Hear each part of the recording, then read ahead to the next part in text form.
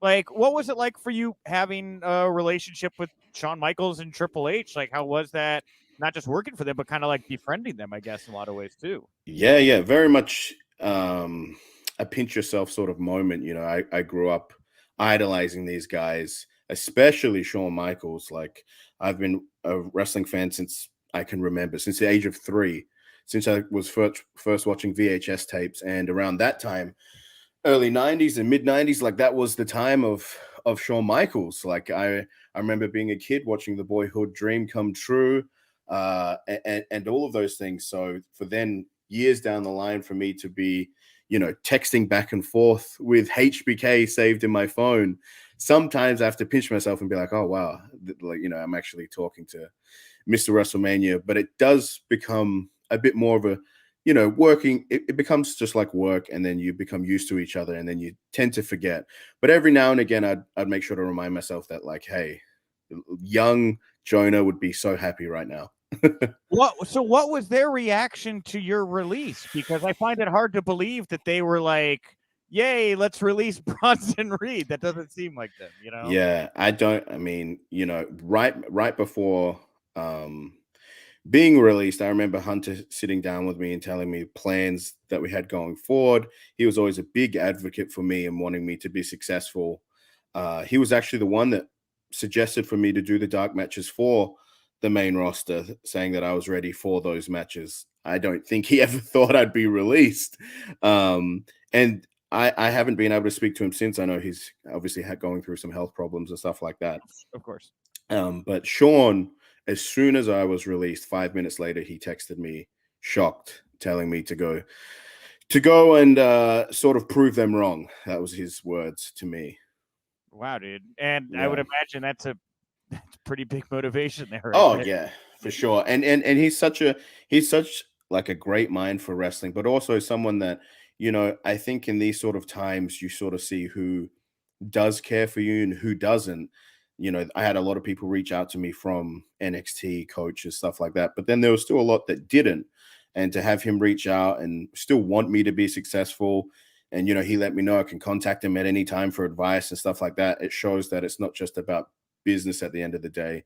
You do build these friendships and genuinely want people to succeed. So what was your vibe about going to the main roster? Like, there's obviously there's a litany of NXT talents that have undergone big transformations as they go to the main roster or on the main roster. Like, were you excited about that idea, or was there a little trepidation for you about that? Literally no trepidation at all. Like, I was very excited. It was sort of just, it seemed right. It seemed like for a long time I had people backstage, given how NXT sort of was presented, that would told me, like, you're a main roster type of worker. Like, you definitely need to be on a Raw or SmackDown. So I thought I was perfectly matched for that. And I was happy to, if they wanted to change characters or if they wanted to experiment, do anything different, I'm always open to doing that as well. Coming into NXT, as I started to rack up victories and stuff like that, I obviously worked with Hunter and Road Dogg with, like, my entrance and having that whole feel. I wanted it to feel like a big monster movie, like Godzilla. Yeah. And they were very nice to be able to say yes and then produce everything that they produced. It looked so amazing. Yeah. But Hunter's directive to me was he wanted me to be myself. He wanted Bronson Reed to be authentic, not an out there over the top character, not like the plumber or the clown or anything like that. He wanted me to be me, and they showcased that obviously leading up to when I won the North American Championship, where you see what I've gone through, the story I had my wife in the ring.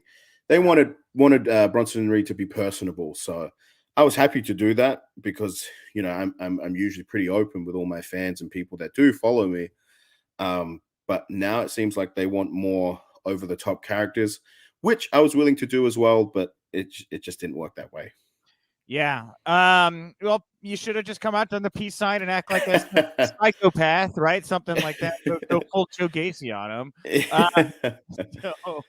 Anyway, but you had seen friends of yours go through that transition. I know you're close to Shane Thorne. You guys were in a stable together. The Mighty Don't Kneel.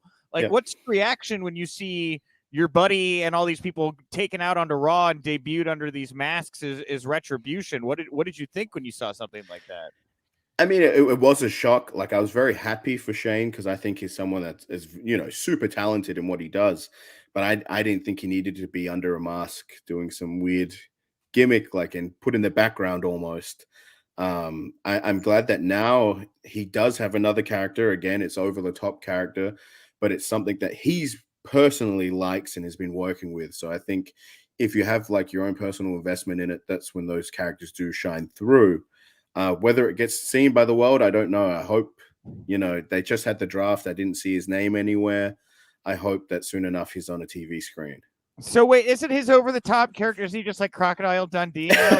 Basically, very, very outback Australian. Basically, are you pro? Are you pro this? I'm pro anything Shane does. I liked Slapjack because it was Shane.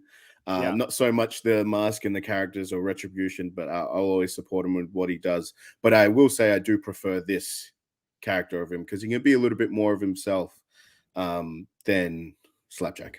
Hey, I like Slapjack. I thought, I thought you could sell 1 million action figures I said the same thing. I said there should be Slapjack action figures straight away. Like, this was something I would have wanted as a kid. Dude, I had my Casey Jones action figure and I was just like, they made a pro wrestling Casey Jones. Yeah. So I'm with you, man. I thought there was something there, but I guess we're going a different direction. So yes.